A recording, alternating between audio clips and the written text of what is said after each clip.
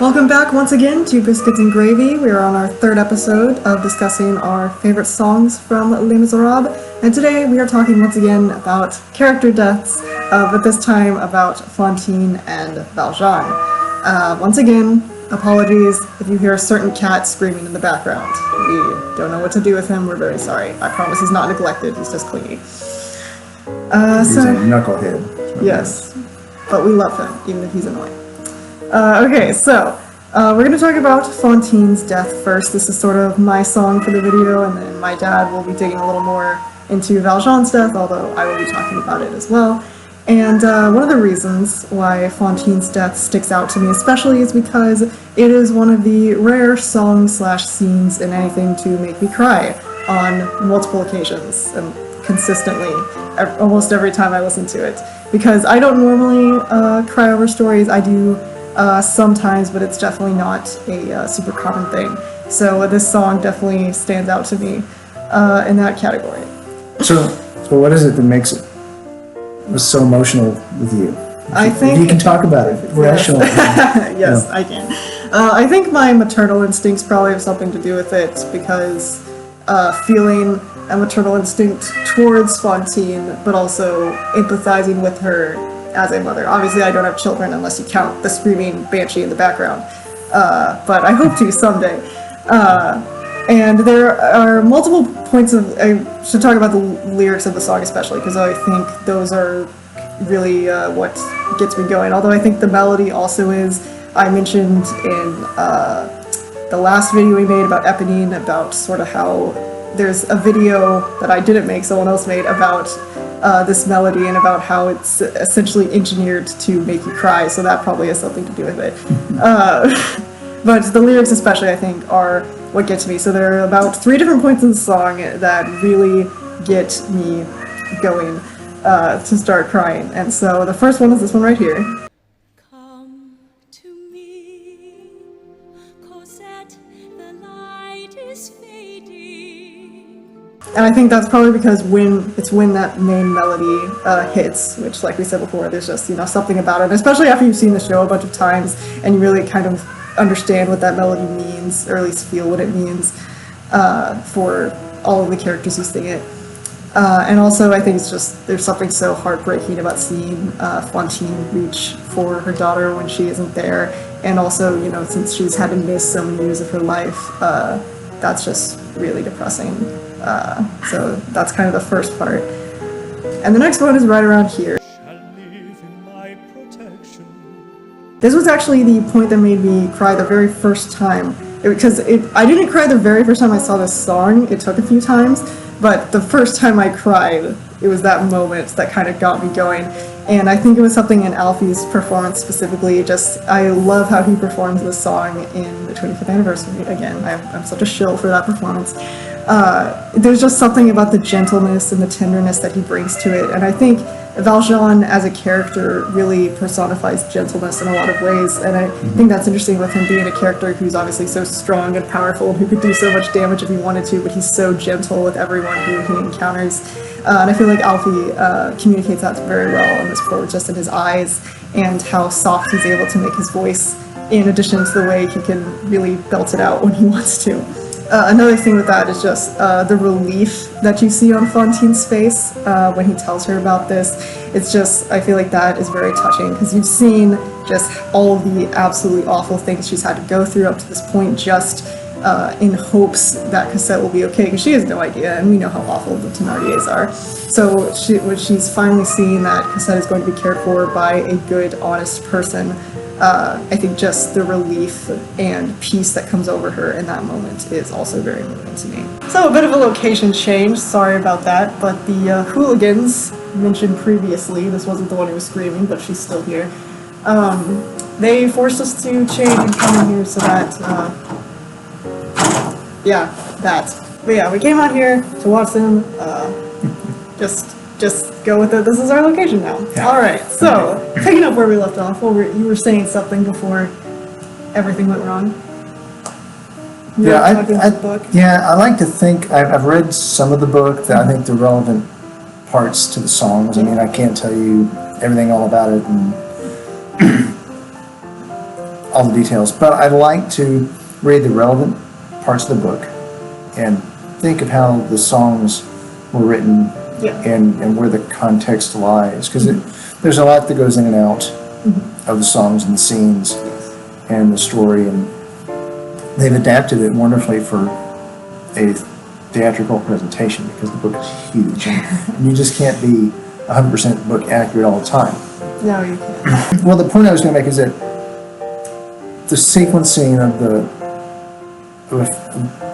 the songs preceding this one and following this one aren't, I mean, as they flow in the story, the same in the musical rather, they're not the same as they flow in the book. Yeah.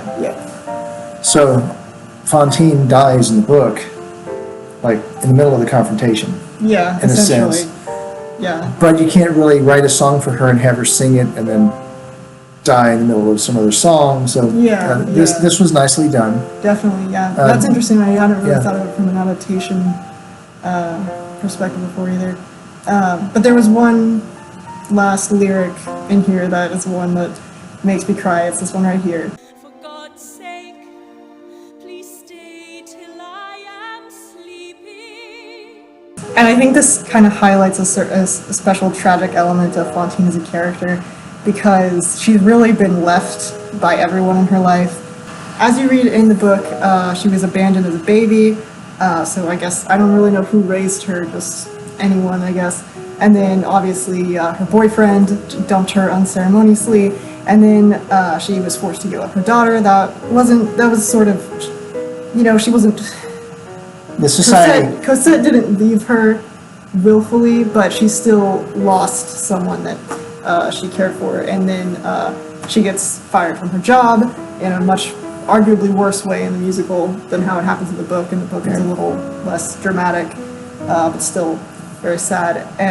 So here in these last moments of her life, you can see how desperate she is for someone to just not leave her for once, and you definitely see it in performances how she really clings to Valjean in those last moments, and that's just very moving. Yeah, and I would give it up to Anne Hathaway in the movie for the dramatic portrayal. That was really, really good. You said she won an Oscar. Yes, she did. Well deserved. Yes. But so she is we don't need to get into my feelings about the movie. Yeah. But Fontine is a very, very sympathetic character, and seems to have just been mistreated the whole way, and Valjean is a blessing to her in all these ways, and they don't have a dialogue like this in the book. At least not that we see. Right, not at this moment, but there are some interesting things that happen in the book, so she's in the bed, sick, and she's very hopeful that he's going to bring Fontine to her. Cosette, yes. Fontine is hopeful that he's going to bring Cosette. And she is imagining Cosette, coming to her. It's almost like she's hallucinating. A little bit like how she does here. She's very dreamy. Yeah. And she's imagining her as a child, because that's how she was when she left her. Yes, and she's still a child, but like as a little toddler is what she was. So she is looking forward to, holding her and smothering her with kisses and a mother's love. And she's looking forward to this. And then the way the confrontation kind of overlaps comes in and ruins everything. Yeah, it ruins everything, and she dies. But there's a point also, at least at the moment it seems she dies, Valjean goes over to her tenderly and arranges her hair back under her bonnet. He whispers something in her ear. Yeah, and the book does not tell us what he said. Right, and he stays with her silently for a few moments. And that's when I think we can imagine he makes this vow. I'm going to take care of your child. Yes, because in the book he just kept saying, I'm going to bring her to you, not I'm going to take care of her for you, but we can infer that in those moments when he whispers in her, that's when he made the promise, I'm going to take care of her for you. Right. Which he makes explicitly here, which like I said, I think, you get to see that relief that Fontine has, which is very beautiful. And it says in the book that after he whispers in her, there was like a peace that came over her face even as it was dead, and it seemed kind of like she smiled even in death. There is a comment by the religious sister who's in the room, I guess she's one of the nuns/sisters that were caring for her, that they just were taken back pleasantly by this look on her face. That Yeah. she seemed very much at peace and had kind of a refreshed, beautiful expression on her face. Yeah. So obviously I already gushed about Alfie's performance because I always do. Lea Salonga also gives a nice performance. Like I said, she definitely communicates that relief I was talking about before.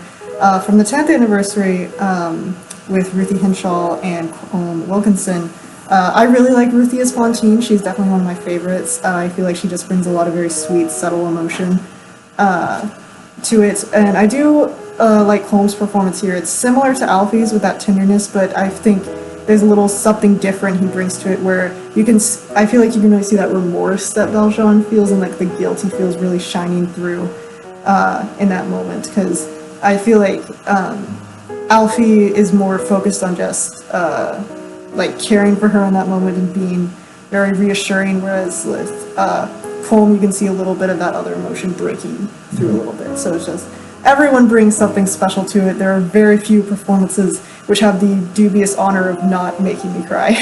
Yeah, and I really couldn't pick favorites. You know, I haven't examined the performances like you have, and they're all good. Yes. I think I've come to appreciate very much since we watched it last weekend over and over. Not yes. over and over, we watched it twice. Yes. I would watch it over. The 2019 staged concert. Yes. And I forget the actress. Carrie Hope Fletcher, who played Fantine in that, she was also very popular. Yes, I happen to like her the most right now. Yeah, And she's really good. for like I was telling you, that Leah's expression of Fantine is angry. Yeah, in my it's opinion. interesting with these three Fontines we've been showing in the different concerts. There's Ruthie, Lea, and Carrie. Ruthie is very sad, and you see that kind of the main emotion she focuses on with Fontine. Lea is very angry, and Carrie is very weary. Weary, yes. I was trying to think of a word to describe her performance, and well, she's kind of tired, but I don't want to say tired. That just doesn't sound right. She's not weepy and sad and everything, and then you said weary. I think that perfectly describes her performance, and naturally, I think it's safe to say that Fontine is all of these at different times. Oh, yes. I just think each actress brings... Each actress kind of has their own emphasis. Right, an emphasis on that kind of character expression. Yeah. And I really like... What's her name? Carrie Hope Fletcher. Carrie Hope Fletcher. Yeah. As the weary Fontine. Yes. And I just really like the way she brought some things out, because this poor woman has been through so much, and you can't be... I think at that point in her life, she's literally dying. Yeah. I think she is more weary than anything. Yeah. There's a sort of a resignation to how her, like, something I remember, if we want to talk about Anne Hathaway, she's not my favorite Fontine, but she deserves credit, she did win an Oscar. In her performance of I Dreamed a Dream, when she's singing the last part of the song, her expression kind of hardens for a second, and I think she explained later that that is the moment where Fontine basically lets all of her own desires die, and she lets herself just be nothing but a vessel providing for her daughter. So I think you can see that in definitely the weariness that Carrie brings to the part. Yeah. Musically, I don't have a whole lot to say about this song. I do think it's interesting with the motifs it used. Want to watch my hour-long video, shameless plug, that I made talking about all these different motifs, and I will refer to them by their names that I use in that video, so I apologize if you don't know what I'm talking about. But there's the parenthood motif, which we hear at the beginning of the song.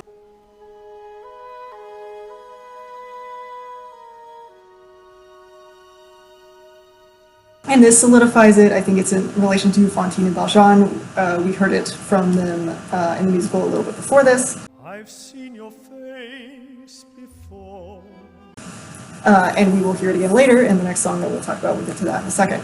And also this very iconic melody that I mentioned before. Come to me, Cosette, the light is fading. I called it the love motif because I think it's very much tied to love and self-sacrifice, and also to hope and those sorts of things. You kind of track its journey throughout the show, and it's very interesting. But it's significant because this is the first song where it's sung. You hear it instrumentally earlier in the show, but this is the first song where it's sung, so it kind of gives you a feeling that this song has to do with love, with dying, with finding some hope, but also there's still being a sense of despair. And I think that's pretty much all I have to say about it musically, that it's interesting how it sort of solidifies these motifs going forward throughout the rest of the show. All right, well, that about concludes our discussion on Fontine's death, but so we are now going to move into Valjean's death, but Fontine will probably come up as well because she appears there. So, my dad's going to kind of lead the discussion this time. Yeah, this one is really rich with a lot. It's a long song. Right, yeah. And interesting personal aspects that make me cry if you're not going to bawl during our discussion. One thing is that, at your grandfather's funeral, which we had just last February, we did a slideshow of pictures of his life, and we I played what happened was literally we got there the day of his visitation, and we needed a slideshow for the visitation. I told my mom I'll make it.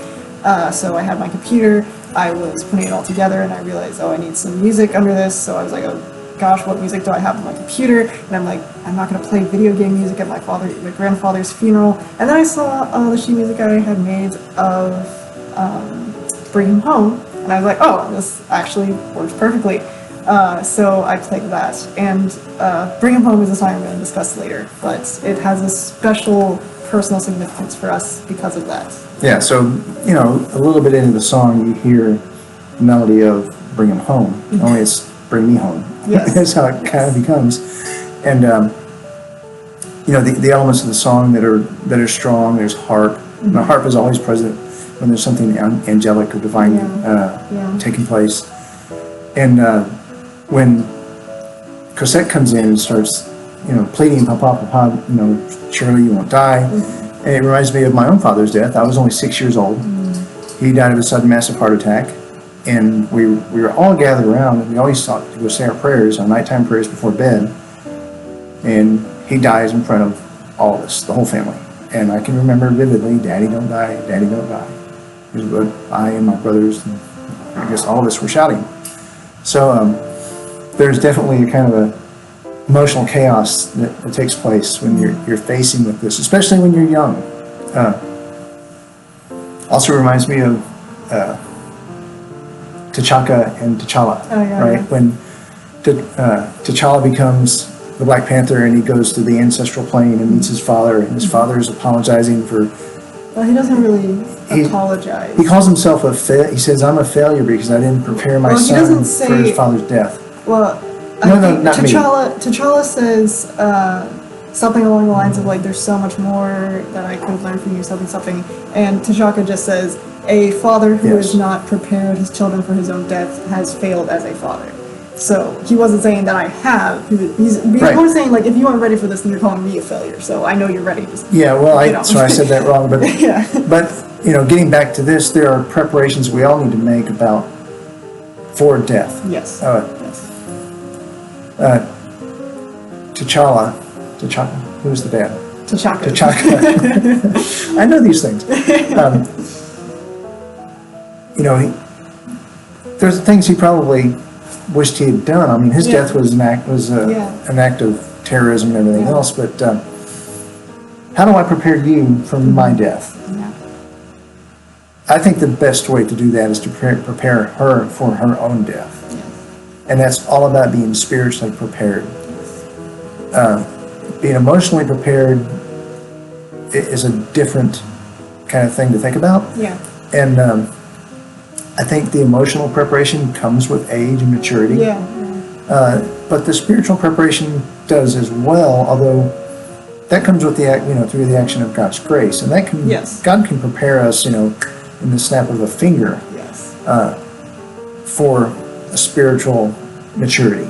Many saints that were children had such a gift. Yes. So, and Valjean has been ready to die since at least when he sang Bring Him Home. Yeah, so these are really, like I said, this thing was rich in content and so much to think about. And from my own experiences, I love to listen to this and think about these things. And I do get emotional at times because my dad died when I was young, and your papa was my father.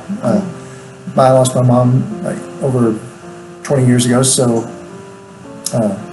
my in-laws became my parents. And as an older man, growing up with him, maturing in different ways and seeing a father figure differently than I saw my dad when I was young has so many lessons and so many great things to remember. So this song has a lot, and I like it. Yeah. But I was going to say, this song is really pretty book accurate. Yes. Because yeah, it is. Valjean had isolated himself. He kind of exiled himself from Cosette. Yeah, because, and I don't want to get into the full reasons why, because it'll take forever. Just know that within the book, Marius and Valjean's relationship isn't quite the same because of reasons. Like I said, I don't want to get into the whole thing because it'll take forever and I have to explain everything. But basically, just Valjean he does attend the wedding in the book. He doesn't die quite as suddenly as he does in the musical. He did attend the wedding, but then he slowly kind of started distancing himself from Marius and Cosette because he believed, Cosette didn't need him anymore, really, because she had her husband now, and they were a little more preoccupied with each other, so Cosette wasn't giving him the same level of attention that he was kind of used to, so more and more he was just starting to kind of be a recluse by himself until finally he was never seeing anyone at all. Right, and he was away by himself in this apartment. Yes. In town somewhere, and just wasting away. Yes. And kind of, as he says here in the lyrics, Alone I wait in the shadows. I count the hours till I can sleep. till I can sleep in death is what he means. Because he's always sleeping, and then he has a dream and all this. But when he says that alone I wait in the shadows, a lot of old literature and even biblical writings and old-timey storytelling clearly place those things that are bad and evil and scary in the dark. So whenever you're talking about darkness and shadow, those are scary places. And here he is. Because it's kind of the unknown. Yes, and I wait in the shadows. He's in literally a very spiritually and emotionally dark place. Yes. And he's kind of done it to himself. Probably a little Let's more say that. emotionally than spiritually, because I think he does, you can see now from his prayer that he does feel, and it's interesting that you mentioned darkness, because this is something that he brings up when he's talking to Marius, when he's telling Marius the truth about who he is, as we see in the song Valjean's Confession. Again, a little bit different in the book, don't want to get into it fully, but Marius does ask him in the book, kind of like, why are you being so honest? Why would you forfeit your happiness with Cosette and with our family just to be honest? And Valjean essentially says, it's about conviction. I can't not be honest with myself. I just can't live a lie like this anymore. And he says that having that conviction and that peace within your conscience is the most important thing, because even if you're standing in the depths of hell, you feel God standing next to you in the darkness. And I feel like so that's one of the standout quotes from the book for me. Right. So what Valjean's struggling with is, again, kind of like he did earlier in the story when he had to go admit he was Valjean, a criminal. Yeah. He never told Cosette this truth. Yeah. And this is part of his agony. Yeah. He loves her terribly, and he's kind of eaten up that he can't be with her, but then he'd have to tell her this. Yeah. So he's going through the entire process again of telling someone he's a criminal. Yeah. And it's a great cross to bear. But after Valjean kind of finishes his prayer there, Fontine's ghost appears to him. Ghost, spirits, whatever terminology we want to use. And she kind of brings a little bit of comfort to him there, thanking him for all he did for her and Cosette, and also promising him that he will be going to heaven. And I really like how Fontine appears here, and also she sings the parenthood motif, which I mentioned earlier. Monsieur, I bless your name. And I see it as kind of a role reversal between them, because Valjean has always been the one to take care of others, to bear others' weights for them, and especially with Fontine, he literally gave up his entire life to raise her daughter. And now Fontine, obviously, she can't quite repay that debt. I guess Valjean saw it as repaying the debt to her, but regardless. But she's able to, step in and be there for him when he thinks he's, alone, and extend that care to him that he gave to her before she died. Yeah, and this isn't entirely book accurate, but no big deal. Yeah. Because in the book, he's apparently visited by the spirit of the bishop. Yes. Which I find is really cool in the 2019 staged concert, when they sing this song, At the end of the song, at the end of the song, the bishop walks up on stage Yeah. with all the other Yeah. characters. And I Actually, think- he walks up, I think Fantine starts singing, and then he walks up. I think it's and, when Fontine and Eponine start singing. Right, they start singing, and then he comes in, and he's just standing there, which I think is really good, because, Mm-hmm. Yeah. you know, he was the, The catalyst. yeah, he's the hinge on which Yeah. the door swung that opened for Valjean to become, you know, a man of virtue. Yeah, and I think at least in the Broadway version of this show, in the full performance, once Valjean because he'll be like in a chair and like he'll die and then he'll stand up and walk away with Fontine and Eponine, and there will be like the line of all the dead people in the back, and the bishop will be will come there and he'll be like the first person he encounters. And I do give the movie credit for having the bishop there. I somewhat resent that Eponine isn't there, because there is a reason she is there. We'll get to that later. We don't have to talk about that now. But yes, it's nice that they do take those steps in the show to also have the bishop be there, because obviously the bishop was an incredibly important figure in Valjean's life. Yeah, and we see gobs and gobs of Catholic theology in this scene.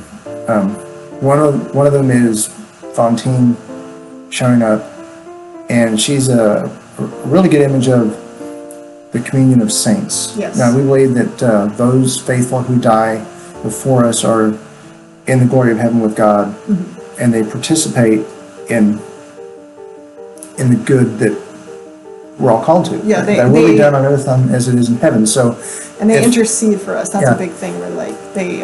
It's like my dear mother-in-law, who died just over a year ago. I know she loves me still. She's in heaven, and that she's constantly asking God to help Greg, with the things he needs. We're houseboy. Yes. So, and my mother too, and that's just what we believe. So here comes Fontine, and one of the lines in her song is, It's close to we're looking at the lyrics. It's close to the end here where she says. Lord in heaven, look down on him in mercy. yeah, look down on him in mercy. She's praying. She's clearly coming from heaven to Yes. participate in Valjean's journey, and she's asking God to have mercy on him. Yeah, and just right after this, where Fontine and Eponine say together, Take my hand, I lead you to salvation. which is interesting because when Fontine died, she said, "Take my hand." And now she, and also Eponine, are saying it again to Valjean, again, that role reversal thing, where before she kind of says it as a desire of she doesn't want to be alone, please don't leave me, like I said earlier, but now she's welcoming Valjean in to this family of the communion of saints, like we said before, this family that Valjean has never really been able to have just because of how difficult his life has been. And there's an expression by St. Philip Neri that I've always liked. He was very childlike in his faith, and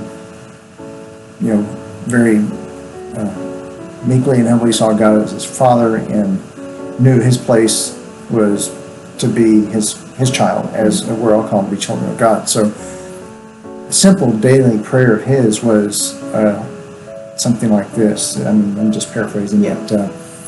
It would be like, "Hold my hand, Lord, because if you don't, I will surely run away from you today." That Hillbilly Chum song, "Lead Me by the Hands." Yeah, exactly. So won't you lead me by the hand? By the way, if you've never heard of the Hillbilly Thomists, look them up. Yes. They're quite talented musically. Yes. So there's another expression of the communion of saints. It's like any good father will involve their children in his work. Yeah. So God is involving his children. Fontine is going to Valjean, and she's saying, "Take my hand. Yeah. I'm going to lead you where the chains will never bind you." Yeah. I really appreciate that. All that's included in the song. Yeah. And this is where, like I said, this ties into Eponine. I talked about this in the first Les Miz video I made, but nobody watched that video, so I'm mentioning it again. People have questioned before, why is Eponine here? Because obviously it makes tons of sense for Fontine to be there. We just talked about this, but Eponine and Valjean had like one interaction in their whole lives, and it seems kind of weird that she would be the one guiding him to heaven. I think the reason that, like the legit reason, so to say, that you'll be given if you ask that question is Valjean saved Marius' life, just like he saved Cosette's life. Cosette was the most important person to Fontine, Marius was the most important person to Eponine, so they're both there out of a sense of gratitude. But the way that I like to look at it is through this idea of the community of saints. So like, it doesn't matter that Eponine doesn't know who Valjean is, because they're all part of the body of Christ, and she is overflowing with this love and joy that she's experienced in heaven, which I think is so beautiful because of how utterly tragic and lonely her character was before. And you find this beautiful fulfillment for her, that now she's surrounded by people who all love her, because we're all overflowing with the love of God. It doesn't matter who you are, you're part of this family. And I just think that's a beautiful way to give closure to Eponine's character. And it doesn't matter if she and Valjean have only spoken once, they still love each other. All right, just like I'm hoping that lots of people that don't know me are praying for me. Yeah. They're praying for some poor sinner that needs help, and they'll land on me, hopefully. Yes. Right. I also like the final verse. The final verse of the song. To love another person is to see the face of God. That is quite possibly my most favorite line from the whole musical. I feel like that just, like, I see it and it's like, yes. Yeah, and they sing it, Valjean and Fontine sing it. And as they do. And, all three. they all three sing it. Yeah. So there's so many elements to that. Especially considering how these three characters, especially this is what I talk about with this motif and these three characters, they're all characters who have made sacrifices for someone that they loved. A lot of times, a person who didn't fully understand the breadth of the love they had for them, like Cosette barely even remembered who her mother was, but Fontine literally sacrificed her life for her, essentially. Cosette understood how much Valjean loved her, but not quite to the same degree. She didn't get a chance to fully understand just the lengths that he had gone to for her. And then obviously Marius was completely oblivious to how much Eponine loved him until the very last moments of her life. But I think you can see about how through their love for those people, that is what led them to virtue and led them to be better people than they could have been. Mm-hmm. And that's how you see the face of God. They understood what goodness truly was through their love for these people. Yeah, to see God in someone else's face is a mystical experience, and it's a gift, yeah. If you're not familiar with Mother Teresa of Calcutta, St. Teresa of Calcutta, otherwise many still call her Mother Teresa. Yes, we still call him Porco Pio too. Yeah. It's an affectionate term. Right. A catalyst in her conversion to serve the poor, to radically serve the poor like she did, was when she was riding on a train, and she says she saw Jesus. There is a man on the train, a very poor man sitting on the train saying, "I thirst, I thirst, I thirst." Now, we could say practically speaking that it was just a poor man, thirsty, crying out for his physical need. Mm-hmm.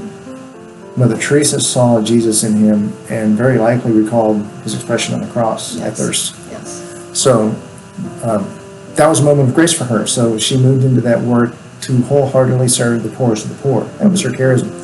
So. And sometimes you may not be able to really see God within a person until you love them. There's a quote from the book that I really like. This was actually something that Marius wrote to Cosette, but it says, let's see if I can remember the quote fully. God is behind all things, but all things hide God. Things are black, human beings opaque. To love something is to make it transparent.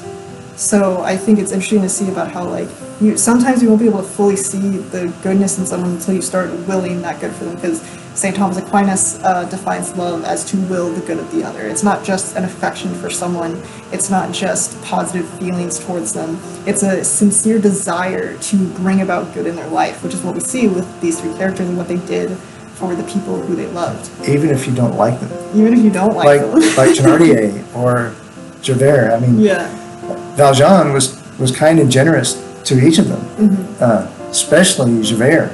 Yes. He forgave him. He gave him his life back. He was willing. Even in the book, he actually does go to jail Yeah. After the confrontation. After Fontine dies. After Fantine dies. And again, when Javert catches him, he's ready to go back. Yeah. And of course, we done our video on Javert, tragic character though he was. Yeah. Valjean loved him. Yes. And we can say that because he willed him the good. He says, I don't want anything from you. You've done your duty. You've done your duty. I don't expect anything from you. I don't blame you for anything. Yeah. So he didn't hold anything against him, and he actually offered him his freedom when the revolutionaries wanted to have him killed. Yeah. Even with the Thénardiers, he gave them a lot of cash to liberate Cosette. And even later, I think when he knew who they were, he wasn't really resentful or vengeful or anything like that. So, did he love them? Perhaps, because he didn't wish them any ill will to will the good of another person is to love them. Yeah. I feel like this whole last verse, not just the last line, but the whole verse really just serves as a perfect capstone to the show and what it's all about. Because I feel like Les Miserables is a story about love and about how transformative love can be in a person's life. You know, the bishop's love to Valjean, Valjean's love to everyone that he encounters, and with Fontine and Epine, as we said before. And they said love is everlasting. This is something that Brad, my youth minister, he always says this in confirmation class to blow the minds of all of the confirmants, but love is the eternal virtue. It is the only virtue that's eternal. So there are the three theological virtues, faith, hope, and love. So in heaven, we won't need faith because we can see God. We don't need to have faith in him because we can just see. We don't need to have faith in something we can already see. And we won't need hope because who hopes for what they already have? We have achieved our hope in heaven. Love is the eternal virtue because in heaven all you will need is love. That's true. Don't think of a Beatles song. And it's also the greatest virtue, as St. Paul says in the same discourse. The greatest of these is love. So, like I said, love is everlasting. In the end, all of these things will fade away. All of these bad things that have happened in these characters' lives and in real people's lives will fade away, and all that's left is the love that God has for us. So, in a way, you said you can't really see God in someone until you love them. Is that what you said? I think for some people, some people may seem so completely nasty and irredeemable, but sometimes they aren't completely nasty and irredeemable. They're just kind of hard to get to know in some ways, and it's until you kind of have to take the first step and love them, and then you'll start to see more of the goodness that they have inside of them. Because maybe they've been mistreated so much in their life that you can't really see it. That was kind of what happened with the bishop. Valjean was just kind of this convict lumbering through town, but the bishop loved him first. Even after Valjean stole his stuff, he still loved him first, and that caused a complete turnaround. That caused the goodness and the virtue and the Spirit of God to come out within Valjean. And if you'll permit me, I want to cap this off with something from a wonderful French saint. If you've never heard of Élisabeth Leseur. I guess she's not fully a saint yet, is she? Yeah, she is. Oh, she is? Yeah. I think she was. I thought she was a servant of God. Maybe she's a blessed. I thought she was a servant of God. Maybe. Person at any rate, on the pathway to sainthood. Very holy woman. Yes. From France in the 1900s. And I think it's fitting for a French story. Yes. She wrote a diary, and this is from one of her entries. I'm going to give myself to these, speaking of people that just need help. She says, I'm going to give myself to these with more ardor than ever. In certain ways, my ideas have changed. I believe much more in individual effort and in the good that may be done by addressing oneself, not to the masses, but to particular souls. The effect one can exert is thereby much deeper and more durable. Did not he who remains the eternal model in all spiritual things do the same? And it did not hinder him from transforming the world. So, Jesus works very closely with the 12. Naturally, he impacted many lives, but then individually, what she is saying is that the effect you can have on one person is more effective and longer lasting than the effect you can have on a whole bunch of people. Yeah. And we see in this great story, Les Miserables, the impact of individual relationships. Yeah. They're very powerful and very long-lasting. And that's summed up well in this expression of Élisabeth Leseur. But yeah, just I think this is not the last song in the show. We'll get to that later because we're going to talk about it. But I feel like it definitely serves as the finishing point kind of for the characters, whereas the last song definitely closes the show out thematically as a whole, although this definitely has to do with the themes as well. So yeah, just really characterizes about how Les Miserables is a story of hope and love and how just truly transformative love can be in our lives. So yeah, I think that's all we have for today. We hope that you enjoyed this discussion. We got pretty deep today, didn't we? I think so. But it was a good time, even with our cat's best efforts to hinder us.